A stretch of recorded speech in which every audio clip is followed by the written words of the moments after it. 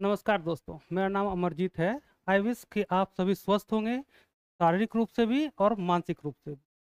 देखो, मानसिक रूप से स्वस्थ होना आप लोगों के लिए बहुत ज़रूरी है, क्योंकि एक यूपीएससी एस्पिरेंट का दिमाग चलना चाहिए और वो भी तीव्र गति से चलना चाहिए। अब एक समस्या ये है प्रीलिम्स को लेकर के कि बहुत सारे स्टूडेंट जो जिनका जीएस बहुत अच्छा है, उनको भी इस पेपर को लेकर के हमेशा डर लगा रहता है।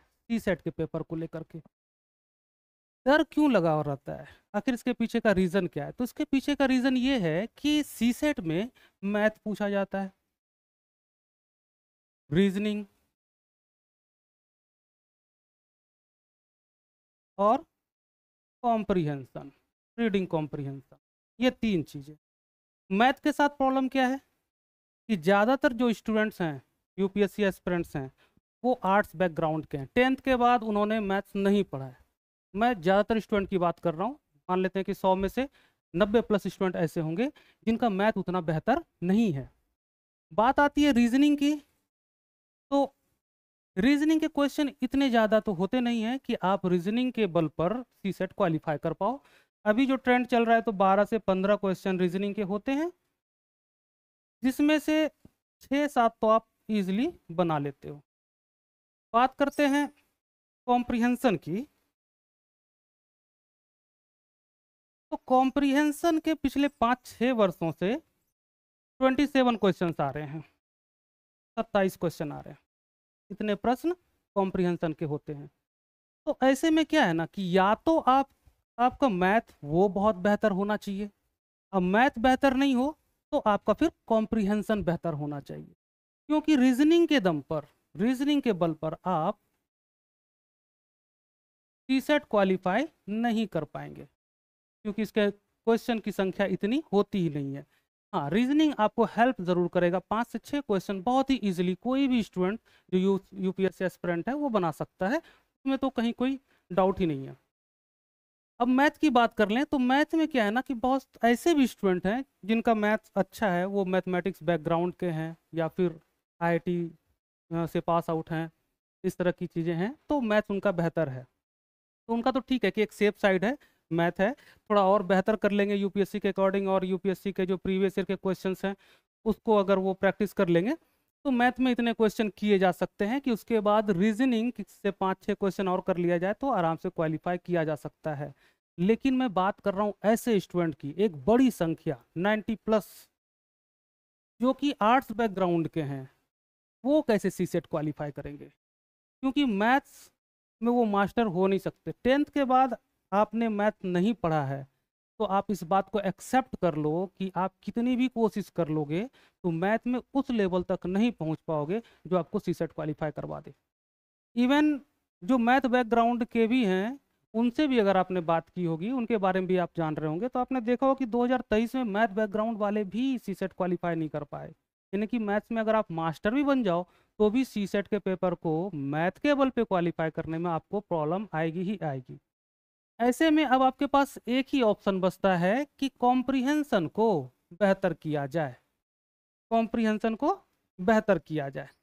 अब कॉम्प्रिहेंशन के साथ समस्या क्या है, इस बात को हम जान लें।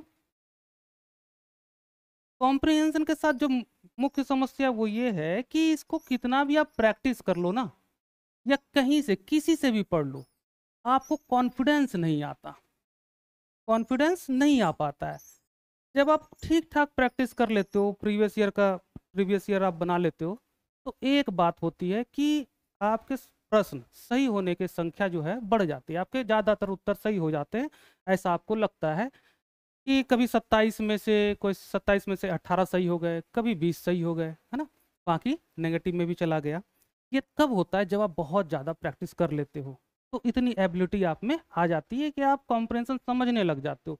लेकिन फिर भी तब भी आप में कॉन्फिडेंस नहीं होता है कि आप 20 प्लस क्वेश्चन आफ्टर नेगेटिव सही कर लोगे, ये कॉन्फिडेंस नहीं आता है। मैथ में आ सकता है, मैथ बैकग्राउंड के जो स्टूडेंट हैं, मैथमेटिकल बैकग्राउंड से, उनमें ये कॉन्फिडेंस कई में होता है कि 20 प्लस तो मैथ से उनके हो जाएंगे, बाकी 2 4 5 जो है रीजनिंग से भी हो जाएंगे और 2 4 कॉम्प्रिहेंशन से भी हो जाएंगे। तो फाइनली क्या होगा कि सी सेट पेपर क्वालिफाई कर जाएंगे, लेकिन हिंदी मीडियम वाले, आर्ट्स बैकग्राउंड वाले के लिए बहुत मुश्किल है। तो आर्ट्स बैकग्राउंड वाले को कॉम्प्रिहेंशन को ही बेहतर करना होगा, और इस बात को एक्सेप्ट कर लें कि आप मैथ में ज़्यादा से ज़्यादा समय देने के बावजूद भी आपको अपेक्षित रिजल्ट नहीं मिलेगा। तो ऐसे में आप कोशिश कीजिए कि आप कॉम्प्रिहेंशन को ही बेहतर करें। लेकिन कैसे करें? कॉन्फिडेंस तो कॉम्प्रिहेंशन में आता नहीं। आपने यूट्यूब में, आप लोगों में से बहुत स्टूडेंट ने यूट्यूब में बहुत सारे अलग अलग टीचर से क्लास भी देखे होंगे।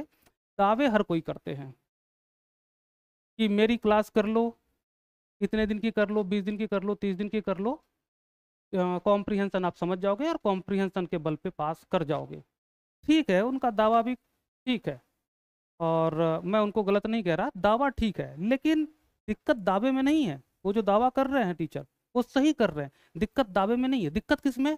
दिक्कत है मेथड में, जिस मेथड से टीचर पढ़ाएंगे। अब देखो होता क्या है ना, कि कुछ टीचर्स या कुछ प्लेटफॉर्म पर कॉम्प्रिहेंशन को 4, 5, 6 क्लास में ख़त्म कर दिया जाता है।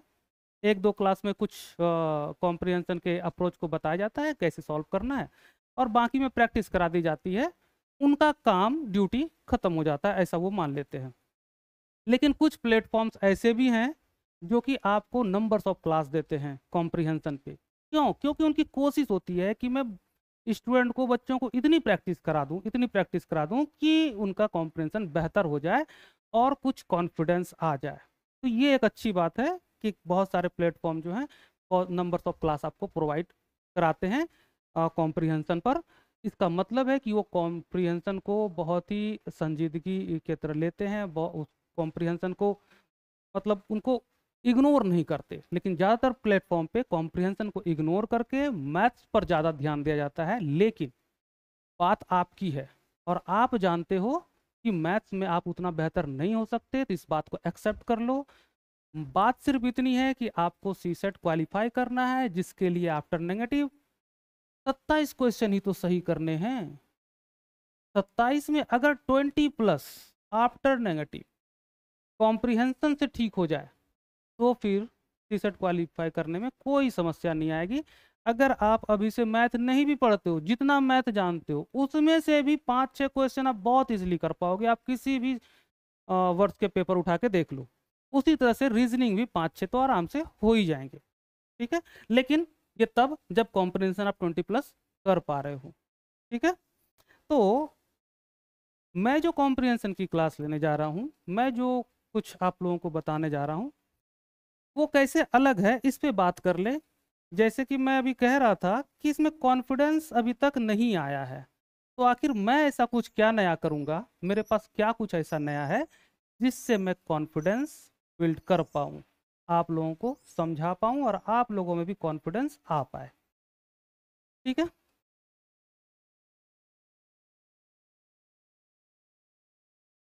देखो परिच्छेद जो हम लोग पढ़ेंगे, मैं उसके बारे में अभी अब आगे चर्चा करूंगा, क्योंकि अभी पूरी क्लास हमारी बाकी ही है। ये तो जस्ट एक इंट्रो क्लास है। इस इंट्रो क्लास में मैं आपको ट्रेंड एनालिसिस उतना ज़्यादा नहीं बताने जा रहा हूँ। बस आप ये समझ लो कि जो 5 साल में, पिछले 5 वर्ष में जो सीसेट के प्रश्न हैं, उसमें 27 क्वेश्चन तो कॉम्प्रिहेंशन के वो एज इट इज़ बने हुए हैं। मैथ रीजनिंग के 53 क्वेश्चन हैं, जिसमें कि 12 से 15 मान लो वो रीजनिंग के हैं, जिसमें 4-5 तो नहीं ही बनते हैं। ठीक है, और बाकी जो क्वेश्चन है, रेस्ट क्वेश्चन हैं 35-37 के आसपास, ये जो है मैथ्स के। यही है ट्रेंड पिछले 5-6 वर्षों का। तो 2025 में भी हम एक्सपेक्ट कर सकते हैं कि कॉम्प्रिहेंशन से 27 क्वेश्चन तो रहेंगे ही रहेंगे। ठीक है, जो हम परिच्छेद पढ़ेंगे, रीडिंग कॉम्प्रिहेंशन पढ़ेंगे, उसको हम 3 भागों में बांट के पढ़ेंगे। सबसे पहले हम जानेंगे इसके परिचय के बारे में। परिचय जानना बहुत ही महत्वपूर्ण है। जब तक हम परिचय नहीं जानेंगे तो हमें कैसे पता चलेगा कि इसके साथ क्या करना है, उसको हम कैसे समझ पाएंगे। तो इसलिए एक परिचय तो होना चाहिए, एक इंट्रोडक्शन होना चाहिए। जब भी आप किसी नए व्यक्ति से मिलते हो तो सबसे पहले क्या होता है? इंट्रोडक्शन होता है, उसके बाद ही अन्य जानकारियाँ होती हैं। तो सबसे पहले हम परिचय समझेंगे। परिचय से ही हमें पता चलेगा कि परिच्छेद है क्या, और परिच्छेद के साथ क्या करना है, उसे कैसे सीखा जा सकता है। दूसरा, पढ़ने का तरीका। दूसरे भाग में हम समझेंगे पढ़ने का तरीका, क्योंकि परिच्छेद में सबसे महत्वपूर्ण है कि आपको पढ़ने का सही तरीका पता होना चाहिए। बहुत सारे स्टूडेंट बहुत तेजी से पढ़ते हैं। तेजी से पढ़ने का कारण क्या है कि 2 से 3 बार परिच्छेद को पढ़ लिया जाए। और बहुत सारे जो टीचर्स हैं वो बताते भी हैं कि आप तेजी से कॉम्प्रिहेंशन को पढ़ो ताकि 2-3 बार पढ़ लो और वो समझ में आ जाए। ठीक है, ये एक तरीका सही भी है क्योंकि आज तक इसी तरीके को फॉलो किया गया है। लेकिन जो पढ़ने का सही तरीका होना चाहिए, जो मूल विधि है, मैं उससे आपको रूबरू कराऊंगा। और आप जानते हो, आपने पहले भी ऐसा ही पढ़ा है, लेकिन आप जागरूक नहीं हो उसके बारे में, तो मैं उस पर आपका ध्यान ले जाऊंगा। तो पढ़ने का सही तरीका, जब तक आप सही तरीके से पढ़ोगे नहीं, आप समझ नहीं पाओगे कि कॉम्प्रिहेंशन में लेखक आखिर कहना क्या चाहता है। ठीक है, अगले भाग में हम पढ़ेंगे, हम जानेंगे कि विश्लेषण का तरीका क्या होना चाहिए। जिस तरीके से हम विश्लेषण करते आए हैं पिछले 13-14 वर्षों से, 2011 से जब से सीसेट लागू हुआ है, तब से जब जो हम विश्लेषण करते आए हैं, क्या वही विश्लेषण का तरीका सही है या हमें कुछ अलग तरीके से विश्लेषण करना चाहिए, या हम कुछ मिस कर रहे हैं? तो हम उस पर बात करेंगे, विश्लेषण के तरीके पे। क्योंकि जब तक आप सही तरीके से विश्लेषण करोगे नहीं, तब तक आपको लेखक के विचार का पता नहीं चलेगा, या फिर कह लो कि लेखक की पूर्व धारणा का पता नहीं चलेगा, उसके अजम्पशन का पता नहीं चलेगा। और जब आप लेखक के अजम्पशन को ठीक ठीक नहीं समझ पाओगे, तो आपका उत्तर जो है वो सही नहीं हो सकता है, ज़्यादातर मामले में वो गलत ही होगा। ठीक है, और इस वजह से आप में कॉन्फिडेंस भी नहीं आएगा। तो हम इसको 3 फेज में पढ़ेंगे, परिचय जानेंगे, फिर पढ़ने का तरीका, और फिर विश्लेषण। ठीक है, तो आगे बढ़ते हैं। मैं अभी पहले आपसे कह रहा था कि आखिर मैं क्या लेकर के आया हूँ आप लोगों के पास, कि आप लोग जब वो चीज़ जान जाओगे कॉम्प्रिहेंशन के बारे में, तो आपको कॉम्प्रिहेंशन पे कॉन्फिडेंस आ जाएगा। तो ये वही है, ये है ABQ मेथड। ये एक नया मेथड है जो कि मैंने ही इजाद किया है, ये मेरी ही डिस्कवरी है। ABQ मेथड, ये मेथड जो ट्रेडिशनल अप्रोच है कॉम्प्रिहेंशन को सॉल्व करने का, उससे बिल्कुल डिफरेंट है। आपने जो ट्रेडिशनल अप्रोच में अभी तक पढ़ा होगा, जितना भी कुछ ट्रिक टेक्निक्स जाना होगा आपने, हम यहाँ पर उसकी चर्चा बिल्कुल भी नहीं करेंगे, क्योंकि ABQ मेथड में वो सारी चीज़ें है ही नहीं। ये बहुत ही बेसिक है, बहुत ही बेसिक है, मतलब कह लो कि एकदम मूल विज्ञान है कॉम्प्रिहेंशन का। तो हम मूल विज्ञान को जानेंगे, यही है फाउंडेशन, इसी के ऊपर सारी बिल्डिंग्स खड़ी हैं, इसी के ऊपर सारे ट्रिक टेक्निक्स बनाए गए हैं, इसी के ऊपर जो कॉम्प्रिहेंशन के टाइप्स बनाए गए हैं, कितने तरह के कॉम्प्रिहेंशन होते हैं, किस किस तरह से विश्लेषण किया जा सकता है, वो सब इसमें शामिल होगा। यही फाउंडेशन है, इसी के ऊपर पूरी बिल्डिंग खड़ी हुई है कॉम्प्रिहेंशन की। तो हम इस मेथड को जानेंगे, आंसर बिफोर क्वेश्चन मेथड। मतलब कि आपको आंसर का पहले से ही पता चल जाता है कि आंसर इसका क्या होना चाहिए, चाहे क्वेश्चन कुछ भी हो, है ना। देखो, क्वेश्चन कुछ भी हो, यहाँ जो मैं बोल रहा हूँ ये टेल एंड जो वर्ड्स वाले क्वेश्चन हैं, जैसे पूर्व धारणा, उपनिगमन, उपसिद्धांत, केंद्रीय विचार, संदेश, इस तरह के प्रश्नों के लिए मैं बोल रहा हूँ, फैक्चुअल प्रश्न के लिए नहीं। फैक्चुअल प्रश्न के लिए तो आपको फिर फैक्ट्स को चेक करना होगा ना कॉम्प्रिहेंशन से जाकर के, कि हाँ ये फैक्ट जो ऑप्शन में दिया गया है वो सही है या नहीं कॉम्प्रिहेंशन के अकॉर्डिंग। बाकी जो टेल एंड्स वाले प्रश्न हैं, उनके सारे के उत्तर कॉम्प्रिहेंशन पढ़ने के बाद ही आपको पता चल जाएगा। जब आप ऑप्शन जाओगे ना, तो बेसिकली आप अपने उत्तर को ढूंढ रहे होगे, जिस भी ऑप्शन में आपको आपका उत्तर मिल जाएगा वो सही हो जाएगा। ठीक, सुनने में आसान है, इसको जब जानेंगे तो ये और आसान लगेगा। तो हम इस मेथड की चर्चा करेंगे। अब देखो, इसमें ना, इस मेथड की मैंने 2 खूबियां लिख रखी है यहाँ पे। ये 2 खूबियां, कमियां हो सकती हैं लेकिन मुझे नहीं पता। मैंने अभी मेरे भी दिमाग में बहुत सारे प्रश्न आए, बहुत सारे प्रश्न आए और मुझे उसका उत्तर मिल गया, तो अभी तक मुझे कमी दिखी नहीं है। हाँ, इस पे मेरे मेथड पे प्रश्न बहुत सारे उठे हैं, तो उन सभी प्रश्न के जवाब हैं मेरे पास। जो अभी तक प्रश्न उठे हैं, जो मेरे भी दिमाग में बीच बीच में उठता रहता है, तो उसके जवाब मुझे मिल जाते हैं। तो अगर कमियां आपको लगे, जब आप कुछ क्लास कर लें, आपको कुछ कुछ और कमियां लगे कि सर यहाँ पर भी इसको और बेहतर किया जा सकता है, तो आप मुझे बताएंगे कमेंट्स के द्वारा, और मैं उस पर और थोड़ा रिसर्च करूंगा। ठीक है, वैसे मेरी रिसर्च जारी है। तो इसकी 2 जो खूबियां हैं, पहली है कि परिच्छेद पढ़ने के साथ ही आपको सभी संभावित प्रश्नों का उत्तर पता चल जाता है, जैसा कि मैंने पहले भी कहा कि परिच्छेद में ही तो सब कुछ है। जो भी प्रश्न पूछा जा रहा है आपसे वो परिच्छेद से ही पूछा जा रहा है, इसलिए परिच्छेद में सब कुछ है। तो परिच्छेद पढ़ने के बाद आपको सारे प्रश्न के उत्तर तो पता चल ही जाने चाहिए। ठीक है, और इसको मैं थोड़ा और आसान कर दूंगा जैसे ही क्लास आगे जाएगी। तो पहला क्या है कि सभी संभावित प्रश्न के उत्तर आपको पता चल जाते हैं। जब आपको उत्तर पता चल जाता है तो आप अपने उत्तर को ढूंढते हो अलग अलग ऑप्शन में, और जिस ऑप्शन में आपको उत्तर मिल गया वो उत्तर सही होता है। यही तो है जो कॉन्फिडेंस बिल्ड करता है। 3 4 5 क्वेश्चन ऐसे होंगे जहां पे आपको डाउट हो सकता है। ठीक है, 4 5 क्वेश्चन में, चूंकि यूपीएससी का पेपर है, सीसेट का पेपर है, बहुत ज़्यादा लाइटली इसको लेना तो चाहिए ही नहीं। लाइटली क्या, लाइटली लेना ही नहीं चाहिए। सबसे इंपॉर्टेंट बात है कि वो 2 घंटे का इन्वायरमेंट जो क्लासरूम में आप बैठ करके पेपर देते हो, उसका जो प्रेशर होता है आपके दिमाग पे, जो मानसिक तनाव होता है, उसी के वजह से कई क्वेश्चन के आंसर आपके गलत हो जाते हैं, आप कंफ्यूज हो जाते हो।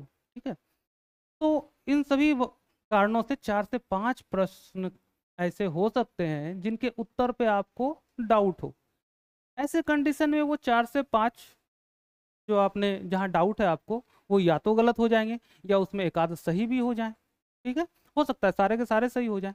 मान लो कि 5 के 5 गलत हो गए तो इसके नेगेटिव कर दो, फिर भी 27 क्वेश्चन में 5 गलत हो गए आप, उसको नेगेटिव करोगे फिर भी आपके 20+ तो बनेंगे ही बनेंगे। और यकीन मानो इतने ही गलत होंगे आपके, अगर होंगे तो इतने ही प्रश्न होंगे जिसमें आपको डाउट होगा, बाकी में आपको डाउट नहीं होगा। इसलिए आप पूरे तरह से कॉन्फिडेंस रहोगे, आप में ये कॉन्फिडेंस रहेगा कि आप 20+ तो आपके होने ही होने हैं। उसके बाद आपने 12 13 क्वेश्चन 15 क्वेश्चन मैथ रीजनिंग से मिला के कर लिया तो आपका सीसेट क्वालिफाई हो गया। ठीक, जो दूसरी इसकी खूबी है कि एक भी ट्रिक अथवा टेक्निक याद नहीं करनी पड़ती है, कुछ भी नहीं, कोई ट्रिक नहीं है, कोई टेक्निक नहीं है। मैं आपको कुछ भी ऐसी बात नहीं बताऊंगा जो आपको याद करने की जरूरत हो। याद करने की जरूरत कब होती है, जब कोई चीज आपके पास नई हो, कुछ नया शोध हुआ हो, कुछ नया विषय हो, कुछ नए तथ्य पॉइंट्स हो, तब आपको उसे याद करने की जरूरत होती। इसमें मैं इस मेथड के अंतर्गत में जितनी भी बातें आपको बताऊंगा वो सब हमारे डेली लाइफ में यूज होते हैं, हम करते हैं, मैं करता हूँ, आप करते हैं, हम लोग सभी उन सारी बातों को अपने डेली लाइफ में यूज करते हैं। तो मैं उसी बात को बताऊंगा, इसलिए आपको कुछ भी याद करने की जरूरत नहीं पड़ेगी। हाँ, आप यूज तो करते हैं बट आप अवेयर नहीं है, तो वो अवेयरनेस आप में आ जाएगी और आप कॉम्प्रिहेंशन को बनाते समय अवेयर हो जाओगे कि डेली लाइफ में आप क्या करते हो, उसको लेकर के आप अवेयर हो जाओगे और कॉम्प्रिहेंशन में आप बेहतर हो जाओगे। ठीक है, तो कुछ भी याद करने की जरूरत नहीं है, कोई ट्रिक टेक्निक नहीं, कुछ भी नहीं। का अजम्पशन अगर आया तो आपको अजम्पशन के आंसर इस तरह से करने हैं, आपको इन इन बातों का ध्यान रखना है। कंक्लूजन आया तो इन बातों का ध्यान रखना है, ये सारी कोई बातें नहीं होंगी, इसलिए तनाव तो बिल्कुल ना लीजिए आप।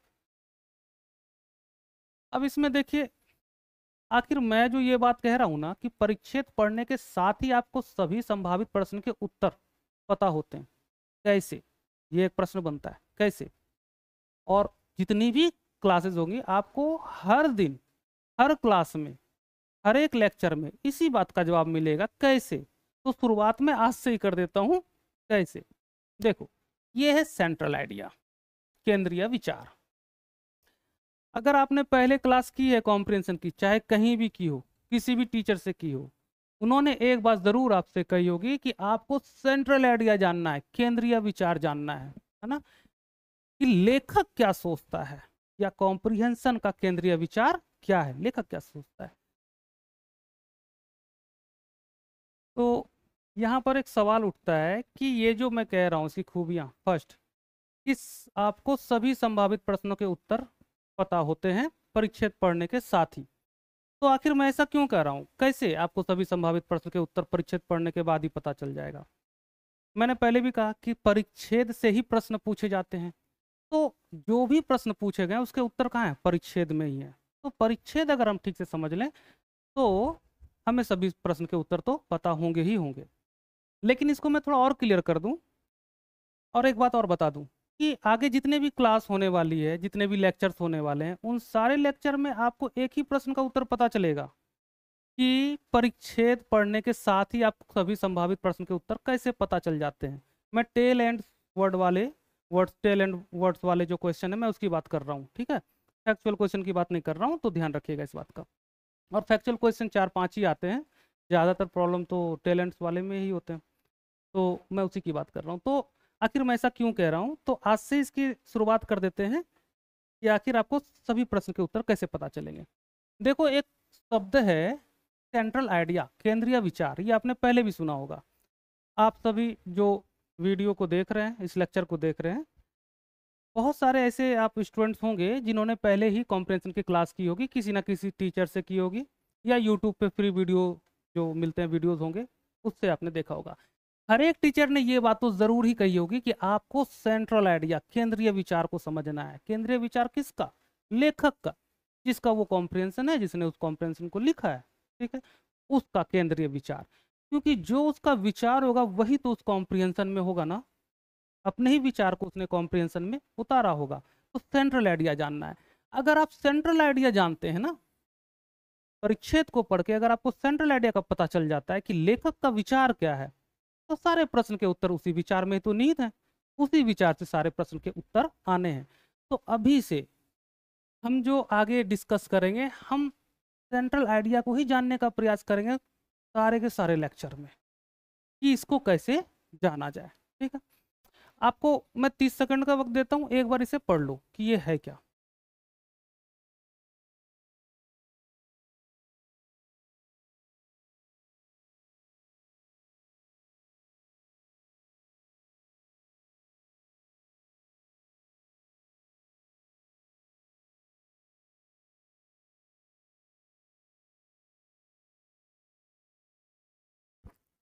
ठीक है, आप लोगों ने पढ़ लिया होगा क्या है सेंट्रल आइडिया। सेंट्रल आइडिया क्या है कि परिच्छेद में लेखक के विचार, लेखक का विचार परिच्छेद में निहित है, वही है सेंट्रल आइडिया, ठीक है। आपको उसी को समझना है। देखो, सेंट्रल आइडिया में और क्या है कि यदि आप उस विचार को समझ जाते हैं जो परिच्छेद में प्रेषित किया गया है, लेखक ने अपने विचार को ही तो प्रेषित किया परिच्छेद में, और जिस विचार को लेखक ने परिच्छेद में प्रेषित किया है, परिच्छेद पढ़ के अगर उस विचार को आप एज इट इज समझ जाओ, तो आपने सेंट्रल आइडिया को समझ लिया है, आपने लेखक के केंद्रीय विचार को समझ लिया है। अब जितने भी प्रश्न हैं, चाहे वो पूर्व धारणा हो, संदेश हो, निहितार्थ हो, उपनिगमन हो, उपसिद्धांत हो, ठीक है, उन सारे के उत्तर कहाँ से आएंगे? सेंट्रल आइडिया से आएंगे। सारे के उत्तर कहाँ निहित होंगे? केंद्रीय विचार में निहित होंगे। और हम आगे बस इसी की प्रैक्टिस करेंगे, हम इसी को जानने का प्रयास करेंगे। देखो, अभी तक जो ट्रेडिशनल मेथड में आप किसी भी प्लेटफॉर्म पे चले जाओ, जैसे कि मैंने आपको पहले ही बताया कि कुछ टीचर्स जो हैं वो बहुत संजीदगी से लेते हैं कॉम्प्रिहेंशन को, लाइटली नहीं लेते, इसलिए वो नंबर्स ऑफ क्लास अवेलेबल कराते हैं।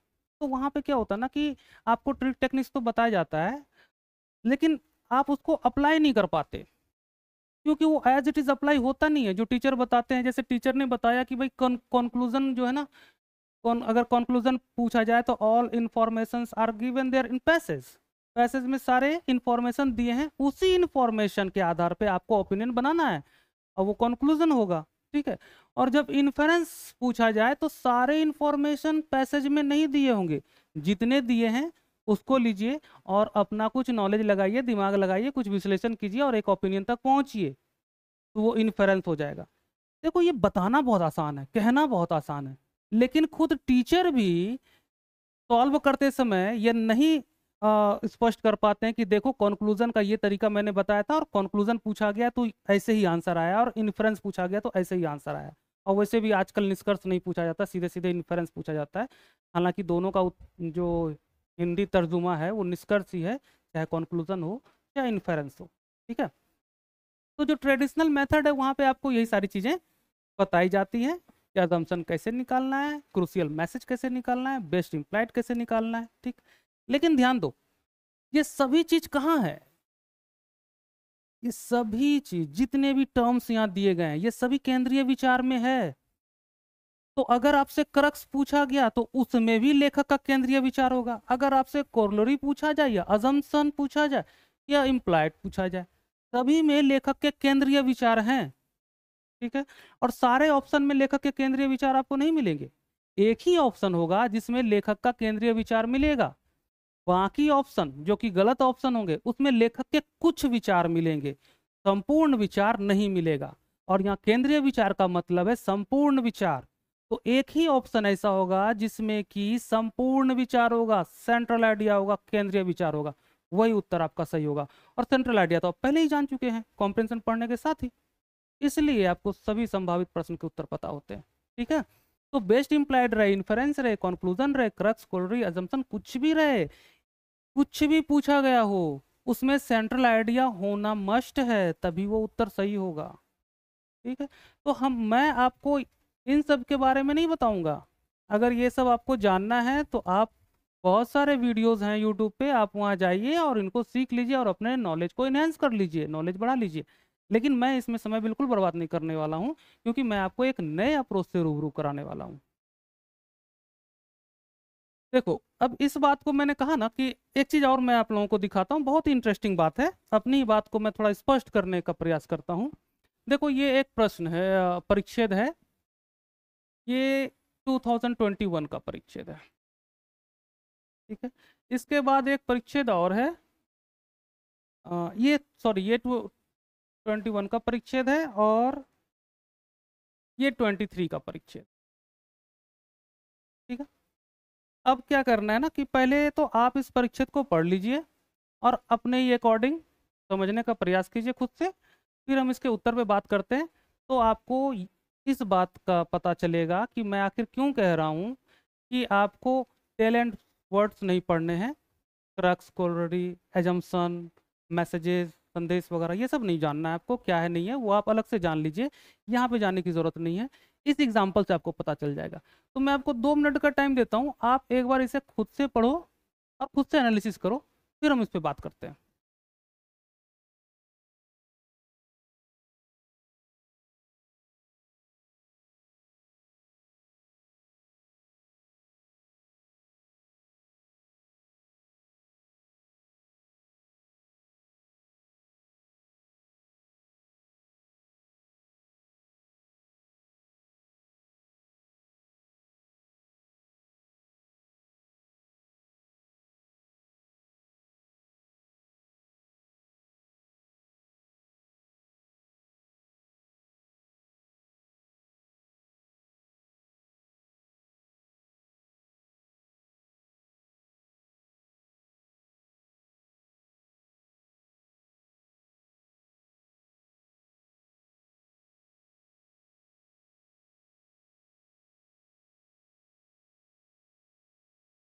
2 मिनट तो नहीं हुए हैं, खैर फिर भी मुझे लगा कि आप लोगों ने पढ़ ही लिया होगा, इतना समय काफ़ी था इसको पढ़ने के लिए। देखो, अब मैं इसे पढ़ता हूँ, आप लोग ध्यान देना। यहाँ लिखा है कि हाथी दृश्य भूमि के वास्तुकार हैं, चलो ठीक है, वो वास्तुकार हैं। ये वन में वृक्ष विहीन स्थल निर्मित करते हैं, कतिपय पादप प्रजातियों के अतिवर्धन की रोकथाम करते हैं और अन्य पादपों के पुनर्जनन के लिए स्थान प्रदान करते हैं, जिससे जिससे कि आगे अन्य शाकाहारी पशुओं को निर्वाह उपलब्ध होता है।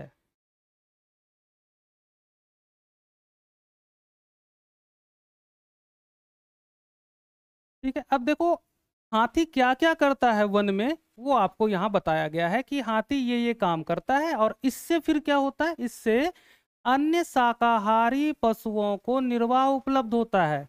तो हाथी वन वन में जो भी कार्य करता है, जो बताया गया यहाँ पे, उससे क्या होता है, अन्य शाकाहारी पशुओं को निर्वाह उपलब्ध होता है। तो इसका सीधा सा मतलब क्या है, इसका सीधा सा मतलब यह है कि हाथी जैव विविधता को समर्थन दे रहा है, हाथी जैव विविधता को बढ़ाने में सहयोग कर रहा है, ठीक है, क्लियर है। आगे, हाथी पादप, फल और बीज खाते हैं और अपने आने जाने के दौरान चलते हुए मलत्याग के साथ इन बीजों का प्रसार करते जाते हैं। बताया गया कि हाँ भाई, ये सारी चीजें खाते हैं और मल त्याग के द्वारा वो इन बीजों का फिर प्रसार करते जाते हैं जंगलों में। हाथी का गोबर पादपों और पशुओं के लिए पोषण प्रदान करता है और कीटों के लिए प्रजनन स्थल की तरह काम करता है। सूखा पड़ने के समय ये धरती में गड्ढे खोदकर जल तक पहुंच बनाते हैं, जो दूसरे प्राणियों को लाभ पहुंचाते हैं। ठीक है, अब देखो इस पूरे परिच्छेद में हाथी वन में क्या क्या करता है और उसके जो भी वो कार्य करता है, जो भी उसके क्रियाकलाप है हाथी के, उससे अन्य पशुओं को या अन्य वन्य जीव प्राणियों को क्या लाभ मिलता है। तो अन्य प्राणी जो हैं, शाकाहारी पशु जो हैं, उनको निर्वाह उपलब्ध होता है। ठीक है, कीड़े मकोड़े भी होते हैं, उनके मल त्याग करते हैं तो वहां से बीजों का प्रसार भी होता है। तो और कीटों को प्रजनन स्थल भी मिलता है। तो इस तरह से जो हाथी की यहाँ पे विशेषता बताई गई है, वन में उनके जो कार्य क्रियाकलाप बताए गए हैं, उससे दूसरे जो पशु पक्षी हैं या कीड़े मकोड़े हैं या अन्य वन्य जीव हैं, उनको लाभ पहुंचता है। वो सस्टेन कर पाते हैं, उनमें वृद्धि होती है, वो अपनी संतति को आगे बढ़ा सकते हैं, बहुत तरह के लाभ उनको मिलता है। तो इन सभी बातों का कहने का मतलब यही है कि गान जो हाथी है, वो हाथी वन्य जीवन को समृद्ध बनाता है, मतलब वहां की जैव विविधता को और मजबूत करता है, जैव विविधता को बढ़ाता है। क्लियर है? ठीक, इतना ही मैसेज दिया गया, यही है सेंट्रल आइडिया। आगे हम चर्चा करेंगे कि इस तरह से सेंट्रल आइडिया पे कैसे पहुंचा जाए, क्योंकि ये एक तरह से मान लो कि बहुत ही आसान परिच्छेद है, क्योंकि सेंट्रल आइडिया का सीधा सीधा पता चल जा रहा है। कई परिच्छेद में आपको सेंट्रल आइडिया का तुरंत पता नहीं चल पाएगा, इस तरह से सीधा सीधा नहीं चल पाएगा। उसके लिए आपको जानना पड़ेगा कि सेंट्रल आइडिया है क्या, उसका प्रोसेस क्या है, कैसे सेंट्रल आइडिया तक पहुंचा जाता है। ठीक है, और वो हम जानेंगे अपने डेली लाइफ के ही एग्जाम्पल से, क्योंकि हम आप वो सभी करते हैं। तो यहाँ से एक बात हमें पता चली कि हाथी जो है जैव विविधता को समर्थन देता है। अब देखो यहाँ पे दो चीजें आपको दिख रही हैं, एक तो टॉपिक है, एक केंद्रीय विचार है। तो यही दो चीजें यहाँ क्यों लिखी गई है, टॉपिक और केंद्रीय विचार क्यों लिखी गई है, आगे के लेक्चर में आप वो सारी चीजें समझ जाओगे। तो टॉपिक यहाँ पे था कि वन्य जीवन में हाथी का महत्व। परिच्छेद में यही तो बताया गया है कि हाथी क्या क्या करता है अपने वन में और उससे क्या फायदा होता है अन्य प्राणियों को। और केंद्रीय विचार क्या है कि हाथी जैव विविधता को समर्थन देता है। ये है सेंट्रल आइडिया। अब आपको यही सेंट्रल आइडिया पकड़ के रखना है, यही है सारे प्रश्न का उत्तर, सारे प्रश्न का उत्तर यही है सेंट्रल आइडिया। जिस भी विकल्प में आपको ये भाव मिल जाए वही विकल्प सही होगा। ठीक है, चलो इसके प्रश्न देख लेते हैं। देखो प्रश्न क्या है, इसको छोड़ देते हैं अभी। प्रश्न में क्या लिखा है, हम सेंट्रल आइडिया ढूंढते हैं इन चारों ऑप्शन में कि सेंट्रल आइडिया कहाँ है इन सभी में। पहला देखो, पहला लिखा हुआ है कि यह आवश्यक है कि हाथियों का निवास क्षेत्र समृद्ध जैव विविधता वाला सुविस्तृत क्षेत्र हो। क्या कह रहा है कि हाथियों का आवास क्षेत्र कैसा हो, समृद्ध जैव विविधता वाला, सुविस्तृत, एकदम मतलब एक फैला हुआ एक बड़ा क्षेत्र हो और जहाँ जैव विविधता भी अच्छी खासी हो, समृद्ध हो, ऐसा क्षेत्र चाहिए किसको, हाथी को। ठीक है, परिच्छेद पढ़ के ये पता भी चल रहा है कि हाँ हाथी के लिए इतना बड़ा क्षेत्र तो चाहिए, और हम देख भी रहे हैं कि वहाँ जैव विविधता भी है। लेकिन हमें ढूंढना क्या है, हमें ढूंढना है हाथी जैव विविधता को समर्थन देता है। क्या इस पॉइंट से ये बात पता चल रही कि हाथी जैव विविधता को समर्थन देता है? फिर से पढ़ के देख लेते हैं। यह आवश्यक है कि हाथियों का निवास क्षेत्र समृद्ध जैव विविधता वाला सुविस्तृत क्षेत्र हो। यह बता रहा है कि हाथियों का निवास क्षेत्र कैसा हो, यह बता रहा है, यह नहीं बता रहा, यह नहीं कह रहा कि हाथी जैव विविधता को समर्थन देता है। ठीक है, तो ये तो है नहीं, इसमें तो हमारा सेंट्रल आइडिया नहीं मिला, तो ये गलत है। क्लियर? बी देखते हैं, हाथी कुंजी शिला की स्टोन प्रजाति है और वे जैव विविधता को लाभ पहुंचाते हैं। अब देखो सीधा सीधा यहाँ पे यह बात कही गई है कि हाथी जैव विविधता को लाभ पहुंचाते हैं, यही तो हमारा सेंट्रल आइडिया है कि हाथी जैव विविधता को लाभ पहुंचाते हैं। अब यहाँ पे बात आई कीस्टोन प्रजाति की, तो कीस्टोन प्रजाति के बारे में आप जानते होंगे कि कीस्टोन प्रजाति की क्या विशेषता होती है। ठीक है, वह प्रजाति जो कि पारितंत्र के बैलेंस को बनाए रखता है, उसको समृद्ध बनाने में मदद करता है, जैव विविधता को बढ़ाता है और पारितंत्र को खंडित होने से बचाता है, वो कीस्टोन प्रजाति होता है। सामान्य भाषा में ऐसे हम समझ लें इसको। अब देखो जब आप कॉम्प्रिहेंशन पे आओ तो हाथी यही काम तो कर रहा है। हाथी की जो विशेषता यहाँ बताई गई है ये कीस्टोन प्रजाति की ही तो विशेषता है ना। तो आपको इतना जानना है कि हाथी की जो विशेषता बताई गई है वो कीस्टोन प्रजाति की विशेषता है। मान लो कि आपके दिमाग में ये बात नहीं आई शुरुआत में, आप बस इतना जान रहे हो कि हाथी जैव विविधता को समर्थन देता है, जैव विविधता को बढ़ाने में योगदान देता है। लेकिन ऑप्शन पढ़ने के बाद तो आपको समझ में आ गया ना कि हाँ, कीस्टोन प्रजाति की जो विशेषता होती है वही विशेषता तो हाथी की दिखाई गई है इस परिच्छेद में। ठीक है, तो ये जो ऑप्शन है ये आपका सही उत्तर है, क्योंकि इसमें सेंट्रल आइडिया मिल गया, हाथी जैव विविधता को समर्थन देता है। क्लियर। और जो दो ऑप्शन है उसको भी हम देख लेते हैं। वनों में समृद्ध जैव विविधता हाथियों की मौजूदगी के बिना नहीं बनाए रखी जा सकती। क्या कह रहा है कि अगर वन में हाथी नहीं होंगे ना तो फिर जैव विविधता समृद्ध नहीं बनाए रखी जा सकती है। मतलब हाथी का होना जरूरी है अगर जैव विविधता को समृद्ध बनाए रखना है तो। जबकि कॉम्प्रिहेंशन में क्या कहा गया, कॉम्प्रिहेंशन में कहा गया है कि हाथी जैव विविधता को समर्थन देता है। अन्य पशु भी हो सकते हैं जो जैव विविधता को समर्थन देते होंगे, और हैं भी, लेकिन उसके बारे में कहा ही नहीं गया। उसके बारे में कॉम्प्रिहेंशन में लेखक ने कुछ नहीं कहा है। लेखक सिर्फ हाथी के बारे में कह रहा है, और लेखक यह भी नहीं कह रहा कि अगर हाथी नहीं होगा तो पारितंत्र नष्ट हो जाएगा, वन पारितंत्र नष्ट हो जाएगा। लेखक यह भी नहीं कह रहा है। ठीक है, और हमारा सेंट्रल आइडिया इसमें नहीं मिला। ये बात है कि जैव विविधता को समर्थन देता है, लेकिन सिर्फ हाथी ही जैव विविधता को समर्थन देता है ऐसा परिच्छेद में नहीं कहा गया है। तो गलत हो गया, हमारा जो सेंट्रल आइडिया है सी में नहीं है। अब डी देखते हैं। डी में है कि हाथियों में क्षमता होती है कि अपनी आवश्यकता के अनुरूप प्रजातियों वाले वनों को फिर से बना ले।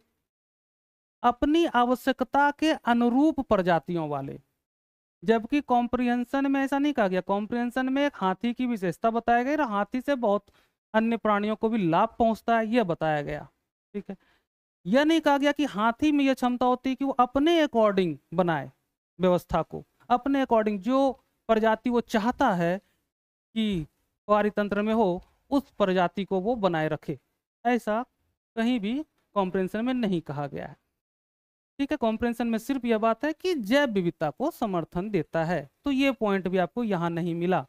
तो कहाँ मिला, देखो मैंने आपसे पहले ही कहा था कि सेंट्रल आइडिया एक ही विकल्प में मिलेगा और किसी विकल्प में नहीं मिलेगा। कुछ टीचर्स को, कुछ ट्यूटर को मैंने यह भी कहते सुना है कि अगर प्रश्न बदल जाए, जैसे कि प्रश्न यहाँ पे अनुमान पूछा गया है, इनफेरेंस इनफेरेंस पूछा गया है, अगर इनफेरेंस के जगह मैसेज लिख दिया जाए, संदेश लिख दिया जाए यहाँ पे, तो उत्तर बदल जाएगा। ऐसा बिल्कुल नहीं होगा। आप इस भ्रम में नहीं रहिए कि अगर टेल एंड वर्ड जो है उसको बदल दिया जाएगा तो उत्तर बदल जाएगा। बिल्कुल नहीं बदलेगा, क्योंकि उत्तर हमेशा वही होगा जिसमें सेंट्रल आइडिया है, इसलिए इसका उत्तर यही होगा। ठीक है, हाँ ये है कि 1 2 3 जहाँ पे ऑप्शन दिए होते हैं ना, 1 2 3 4, यहाँ पे आपको थोड़ा विचार यहाँ मिल जाएगा, लेकिन उससे अलग कुछ नहीं मिलेगा, सिर्फ विचार ही मिलेगा लेखक का ही। विचार का एक अंश यहाँ मिल जाएगा, विचार का एक अंश यहाँ मिल जाएगा, और विचार का एक अंश यहाँ भी मिल जाएगा, तो ये चारों सही हो जाएंगे। लेकिन जब ए बी सी डी इस तरह से दिया गया हो ना, तब एक ही उत्तर सही होगा। प्रश्न चाहे कुछ भी पूछे, उत्तर वही सही होगा जिसमें सेंट्रल आइडिया होगा। और ये भ्रम हटा दीजिए कि मैसेज के, इन्फ्रेंस के जगह पे मैसेज लिख दे, या इन्फ्रेंस के जगह पे अजम्पशन लिख दे, या क्रक्स लिख दे तो उत्तर बदल जाएगा। अभी उत्तर बी है, मैसेज कर दिया तो उत्तर ए हो जाएगा, या उत्तर सी या डी हो जाएगा। ऐसा कुछ भी नहीं होगा दोस्त, ऐसा कुछ भी नहीं होगा। और ऐसा अगर है तो आप PYQ से ऐसा कोई एग्जाम्पल ला करके मुझे बताइए, कमेंट सेक्शन में लिख के आप मुझे भेजिए। मुझे तो नहीं मिला, शायद आप लोगों को मिल जाए, और मिल जाए तो अच्छी बात है ना, फिर मैं अपने रिसर्च को और बढ़ा दूंगा आगे। लेकिन मुझे नहीं मिला, क्योंकि ऐसा पॉसिबल नहीं है, ऐसा पॉसिबल ही नहीं है। तो आपने देखा कि इसका उत्तर बी ही होगा। ठीक है, क्यों होगा ये भी आपको पता चल गया। अब एक और एग्जाम्पल लेते हैं, फिर उसके बाद में जो है मुद्दे पे आता हूं कि आखिर मैंने ये दो एग्जाम्पल रखे क्यों हैं। ये देखिए 2021 का है, इसको भी पढ़ने के लिए 1 ही मिनट का टाइम दूंगा, इससे ज़्यादा टाइम लगेगा भी नहीं इसको पढ़ने के लिए। ठीक है, 1 मिनट का टाइम है, आप इसे पढ़ लें।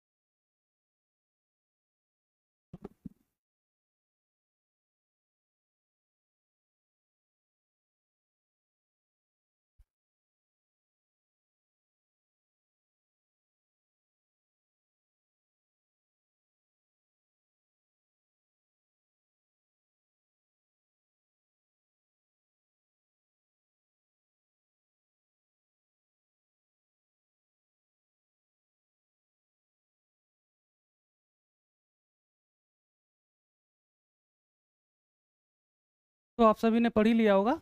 अब देखते हैं कि इसमें है क्या। इसमें अंजीर वृक्ष की बात की गई है। इसके बारे में कहा गया है कि यह भारत में, पूर्वी एशिया, अफ्रीका में पवित्र माना जाता है। अंजीर वृक्ष को पवित्र माना जाता है। कहाँ कहाँ माना जाता है मेंशन किया हुआ है, ठीक है। इसके बारे में और क्या कहा गया है कि ये कृषि और शहरी क्षेत्र में सामान्य रूप से, ऐसे सब शब्द पे ध्यान दीजिएगा, सामान्य रूप से पाए जाते हैं। जहाँ, जहाँ का मतलब कृषि और जो शहरी क्षेत्र है, जहाँ अन्य बड़े वृक्ष नहीं होते। अब क्या कह रहा है कि अंजीर वृक्ष को एक तो पवित्र माना जाता है कुछ क्षेत्रों में, और ये कृषि और शहरी क्षेत्र में भी सामान्य रूप से पाया जाता है। ऐसे क्षेत्र में जहाँ पे अन्य जो बड़े वृक्ष है ना, जैसे पीपल हो गया, बरगद हो गया, नीम है, बहुत सारे ऐसे पेड़ पौधे हैं जो आप जानते भी होंगे, ऐसे वृक्ष, बड़े वृक्ष नहीं पाए जाते। अब देखो यहाँ से एक बात आपको समझ में आती है। अंजीर वृक्ष के बारे में जो दो बातें कही गई, वहां से एक बात आपको जरूर समझ में आ रही है। क्या कह रहा है कि अंजीर वृक्ष ऐसे जगह पे भी पाया जाता है, मतलब कृषि और शहरी क्षेत्र में भी सामान्य रूप से पाया जाता है, जहाँ पे बड़े वृक्ष नहीं पाए जाते। इसका मतलब क्या है? इसका मतलब है कि अंजीर वृक्ष एक छोटा वृक्ष है, तभी तो सामान्य रूप से ये शहरी क्षेत्रों में भी पाया जा रहा है और कृषि क्षेत्र में भी पाया जा रहा है। क्यों? क्योंकि अगर बड़ा वृक्ष होता तो खेत में अगर कोई बड़ा वृक्ष हो तो आपको पता है कि उसके शैडो कितने, उसके जो छाया होगी कितना बड़े क्षेत्रफल पर होगा, और ऐसे में वहाँ खेती करना मुश्किल हो जाएगा। वो एक बड़ा एरिया कवर करेगा, उसकी जड़ भी जो है खेतों में दूर दूर तक बिखरी होंगी, है ना। शहर में अगर ऐसे बड़े वृक्ष हों तो कंस्ट्रक्शन के काम कैसे होंगे, डेवलपमेंट का काम कैसे होगा, सड़कें, बिल्डिंग्स, पुल, ओवरब्रिज, ये सब कैसे बनेंगे, ठीक है। तो इसलिए कहा गया यहाँ सामान्य रूप से, इसको ध्यान रखना बहुत जरूरी है। जब इसको आप ध्यान रखते हैं तब आप समझ पाते हैं कि अंजीर वृक्ष एक छोटा वृक्ष है। देखो लिखा नहीं है यहाँ पे, और किसी टीचर ने आपको बताया भी नहीं होगा इस बारे में, एक्सप्लेन भी नहीं किया होगा, लेकिन क्वेश्चन तो पूछा जा सकता है ना, क्वेश्चन तो पूछा ही जा सकता है। तो इस तरह से आपको पढ़ना है, वो मैं आगे बताऊंगा। तो यहाँ से हमें क्या बात पता चली कि अंजीर वृक्ष एक छोटा वृक्ष है। चलो ठीक है। कह रहा है प्राकृतिक वनों में, कहाँ? प्राकृतिक वन में जब अन्य संसाधनों की कमी होती है, अंजीर के वृक्ष वन प्राणियों के लिए भोजन उपलब्ध कराते हैं। अब ध्यान दो, हाथी वाला, हाथी भी क्या कर रहा था? दूसरे प्राणियों को भोजन, तो फिर उसको आवास और इस तरह की चीजें मुहैया करा रहा था, ठीक है। उसी तरह से यहाँ पर अंजीर वृक्ष के बारे में भी कहा गया कि वह वन्य प्राणियों के लिए भोजन उपलब्ध कराते हैं। कब? जब प्राकृतिक वन में अन्य संसाधनों की कमी होती है। तो ऐसे में अंजीर वृक्ष एक पालनकर्ता का काम कर रहा है, पालनकर्ता का काम, ठीक है। इसका मतलब है अंजीर वृक्ष जो है बहुत सारे वन प्राणियों को जीवित रहने में मदद कर रहा है। आगे देखते हैं और क्या करता है। तो और विविध प्रकार के फल भक्षियों, फल खाने वाले प्राणियों की घनी आबादी को सहारा देता है। इसका मतलब है कि वो सस्टेन कर पाए फल खाने वाले बहुत से प्राणी, इसमें मदद करता है कौन? अंजीर वृक्ष। यदि फल भक्षी पक्षी और चमगादड़ अत्यधिक मानवीय हस्तक्षेप वाले स्थानों पर लगे अंजीर के वृक्षों पर निरंतर रूप से जाते रहें तो पवित्र अंजीर वृक्ष प्रचुर संख्या में फल भक्षियों को बढ़ावा दे सकता है। यहाँ भी वही बात है कि अंजीर वृक्ष क्या कर रहा है? फल भक्षी जो पक्षी हैं उनको बढ़ावा दे रहा है, उनके लाइफ को बढ़ा रहा है, उनके लाइफ को सस्टेन कर रहा है, ठीक है। आगे कह रहा है कि अनुकूल सूक्ष्म जलवायु में अंजीर वृक्षों के आसपास अन्य जातियों के वृक्षों के असंख्य पौध उग सकते हैं। पक्षी आ रहे हैं, पक्षी आ रहे हैं उस वृक्ष पे, और अंजीर वृक्ष जो है पक्षी को और ज्यादा आमंत्रित कर रहा है। तो पक्षी आएंगे, अंजीर का जो है फल खाएंगे, ठीक है। वो कहीं और से भी फल खा के आए होंगे, तो आसपास जो है वो उसके अपने मल त्याग से उन पौधों के बीज को फैलाएंगे, और अगर जलवायु अनुकूल रहे तो वहां पे वो पौधे उग भी आएंगे। यही कह रहा है कि अंजीर वृक्ष के आसपास अन्य जातियों के वृक्ष के असंख्य पौध उग सकते हैं। तो उग सकते हैं, कैसे उग सकते हैं? बुला कौन रहा है पक्षियों को? अंजीर वृक्ष ही तो बुला रहा है ना। तो भूमिका किसकी है? अंजीर वृक्ष की भूमिका है। तो यहाँ पर भी इस पूरे परिच्छेद में हमने क्या देखा? अंजीर वृक्ष की विशेषता बताई गई है, जैसे कि पिछले परिच्छेद में हाथी की विशेषता बताई गई थी। और जिस तरह से हाथी की विशेषता बताई गई थी कि वो जैव विविधता को समर्थन देता है अपने क्रियाकलाप से, उसमें जो गुण है उसके बदौलत, उसी तरह से अंजीर वृक्ष का जो गुण है उससे भी वो क्या करता है, जैव विविधता को समर्थन देता है। क्लियर हो गई बात। तो दोनों ही परिच्छेद में कोई अंतर नहीं है, परिच्छेद का ग्राउंड सेम है, एक ही ग्राउंड है, बस वहां हाथी और यहाँ पे अंजीर वृक्ष। ठीक है, समझ पा रहे हैं आप इसको। तो यहाँ पर भी जो सेंट्रल आइडिया वो क्या है कि अंजीर वृक्ष को एक तो पवित्र वृक्ष माना जाता है ना, और अंजीर वृक्ष जैव विविधता को समर्थन भी देता है। ठीक है, तो यही हमारा सेंट्रल आइडिया। इसको यहाँ भी देख लेते हैं। यहाँ भी एक विषय और केंद्रीय विचार। विषय क्या है, अंजीर के वृक्ष का पर्यावरण और धार्मिक महत्व। यहाँ बताया गया ना कि अंजीर वृक्ष को कुछ जगहों पे जो है धार्मिक महत्व का माना जाता है, पवित्र वृक्ष माना जाता है, और उसके पर्यावरणीय महत्व को बताया गया है कि किस प्रकार अंजीर वृक्ष जो है जैव विविधता को समर्थन देता है। ठीक है, सेंट्रल विचार क्या है, इसका केंद्रीय विचार क्या है, विचार है कि अंजीर वृक्ष वन्य जीवों की विविधता को समर्थन देता है, जैसे कि पिछले परिच्छेद में सेंट्रल आइडिया था, उसी तरह का सेम सेंट्रल आइडिया यहाँ भी है। ठीक, अब यहाँ पर भी हमें क्या करना है, विकल्प में जाकर के इसी पॉइंट को ढूंढना है, ये सेंट्रल आइडिया को ढूंढना है। ये सेंट्रल आइडिया या फिर ये विषय, हो सकता है कि सीधा सीधा विषय ही दे दिया गया हो ऑप्शन में, ठीक है, या हो सकता है सेंट्रल आइडिया दे दिया गया हो। ज्यादातर केसेस में सेंट्रल आइडिया दिया होता है, विषय बहुत कम में दिया होता है। ठीक, तो आपको यही ध्यान रखना है। तो चलो हम इसके प्रश्न देख लेते हैं। अब देखो ये 1 2 3 वाले आ गए जो मैं पहले बता रहा था। ठीक है, तो हम देखते हैं कि यहाँ पे सेंट्रल आइडिया को हम कैसे अप्लाई करेंगे। अब सेंट्रल आइडिया क्या है, सेंट्रल आइडिया है कि अंजीर वृक्ष जैव विविधता को समर्थन देता है। ठीक है, जैव विविधता में योगदान देता है जो भी हो। अब इसी को आपको पकड़ के चलना है।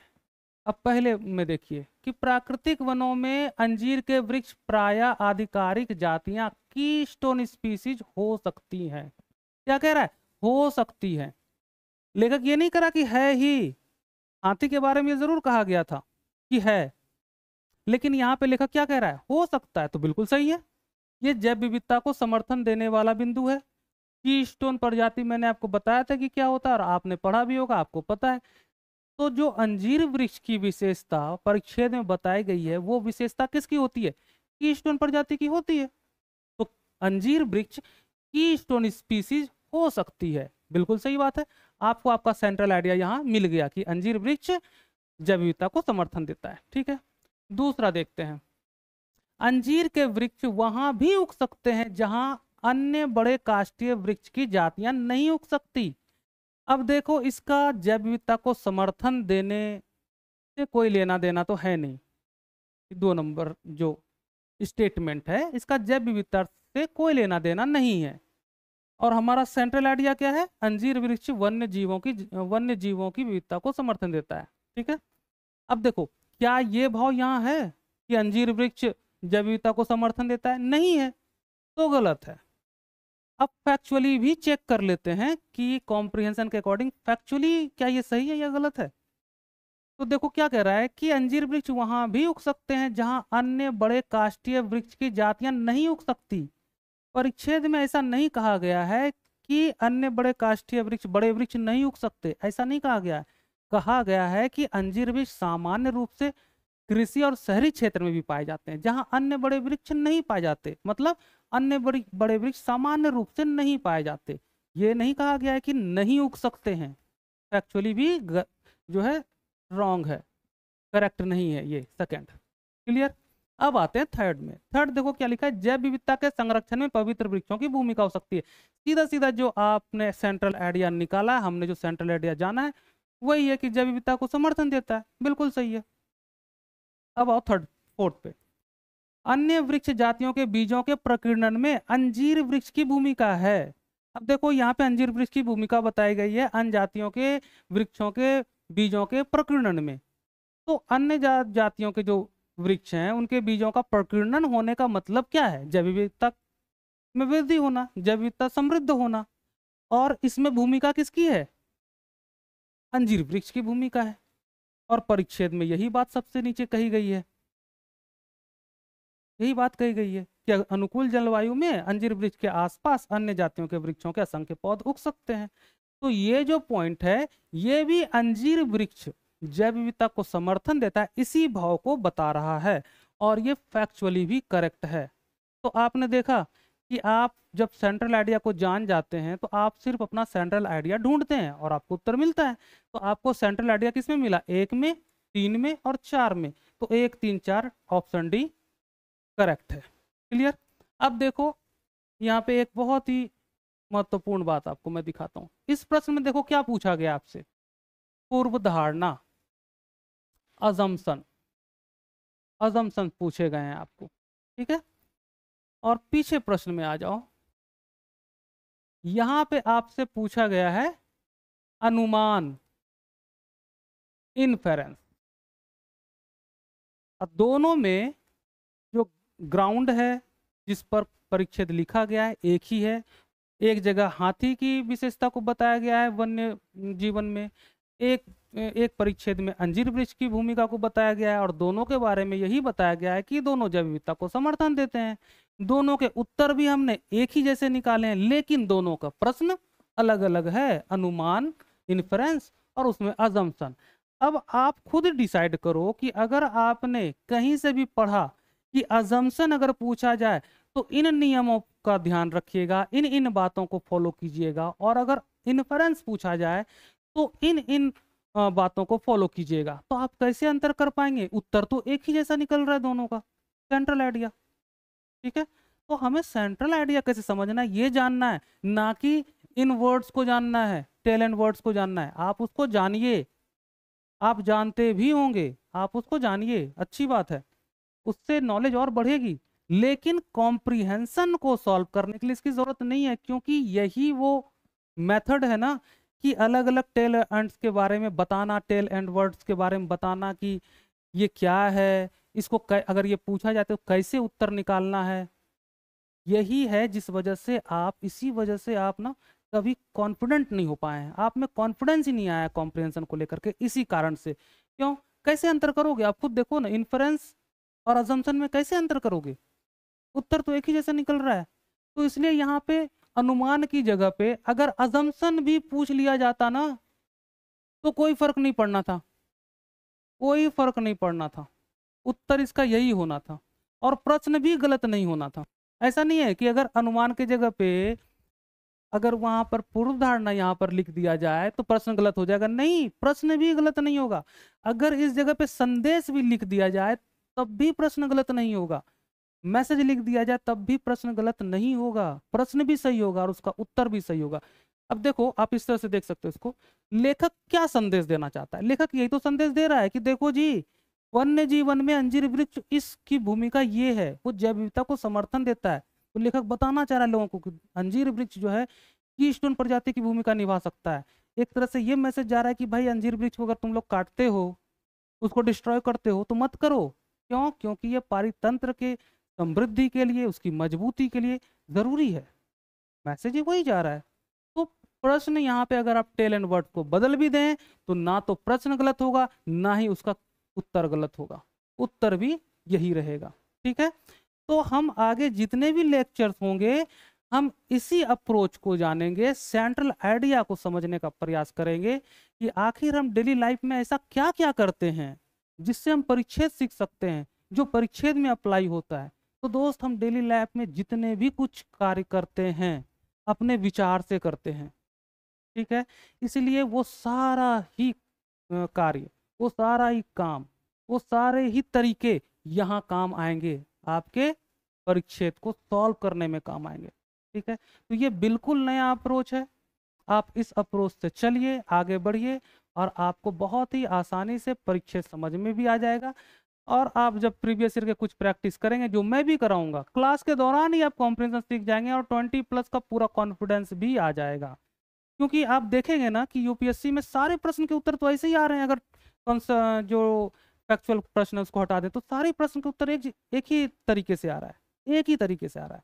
ठीक है, और भी कुछ चीज़ें आप जानोगे आगे, तो आगे हम इसी बात को कंटिन्यू करेंगे। आज का क्लास हम इतना ही रखते हैं। हाँ, आज के क्लास से एक चीज़ ज़रूर हुई होगी कि ये जो दो मैंने यहाँ पे एग्जाम्पल रखे हैं, इसी 2 एग्जाम्पल से आप इतना तो समझ में आ गया होगा कि आपको कि पूरा परिच्छेद पढ़ के ना उसका सेंट्रल आइडिया देखना है कि लेखक क्या सोच रहा है और उसी को ढूंढना है अपने उत्तर में। तो आप इसके बाद भी सिर्फ एक लेक्चर के बाद भी आप प्रीवियस ईयर में जा सकते हैं और वहाँ पे पढ़ करके उसके सेंट्रल आइडिया को समझने का अपने स्तर पे प्रयास कर सकते हैं। जो सीधा सीधा सेंट्रल आइडिया आ जाएगा आप देखना उसका उत्तर भी आपको सीधा सीधा मिल जाएगा। बाकी हम आगे क्लास में बात करेंगे, ठीक है। तब तक के लिए आप अपना ख्याल रखिए और डरिए बिल्कुल भी नहीं। सीसेट में आप कॉम्प्रिहेंशन को मजबूत कर लीजिए, जो कि बहुत ही आसानी से हो जाएगा। बस थोड़ा सा आपको थोड़ा सा डेडिकेशन की ज़रूरत तो होती है, थोड़ी प्रैक्टिस की ज़रूरत होती है। ऐसा नहीं कि बहुत ज़्यादा प्रैक्टिस, बस प्रीवियस ईयर की प्रैक्टिस करनी है, ठीक है। और आपका परिच्छेद बेहतर हो जाएगा। 20+ करने की स्थिति में आप अगले 15-20 दिन में ही आ जाएंगे। 15-20 अगर 10-15 क्लास कर लिए तो ठीक है। तो 15-20 दिन काफ़ी है कॉम्प्रिहेंशन को समझने में। और एक बार कॉम्प्रिहेंशन आपको समझ में आ गई तो 5-6 क्वेश्चन मैथ से, 5-6 क्वेश्चन रीजनिंग भी, इतना कोई भी कर लेगा, कोई भी पुअर स्टूडेंट कर लेगा, तो आप आराम से क्वालिफाई कर सकते हैं। ये अलग बात है कि 53 क्वेश्चन में वो 12-15 क्वेश्चन कैसे ढूंढें। ऐसा नहीं कि किसी दूसरे क्वेश्चन में 1-2 क्वेश्चन में फंस गए, आपके 10-15 मिनट बर्बाद हो गए, तनाव और बढ़ गया, ठीक है। तो वो स्ट्रेटजी का पार्ट है, उसको भी हम आगे डिस्कस करेंगे कि 53 क्वेश्चन ऑलमोस्ट होते हैं मैथ रीजनिंग से, उसमें आप उन्हीं 12-15 क्वेश्चन को कैसे ढूंढ पाएँ समय में, ताकि आप उनको सॉल्व करें और सीसेट आप ठीक से आसानी से क्वालिफाई कर पाएँ। तो मेरे साथ बने रहिएगा, आगे हम फिर नए लेक्चर्स को लेके आएंगे। धन्यवाद आप सभी का।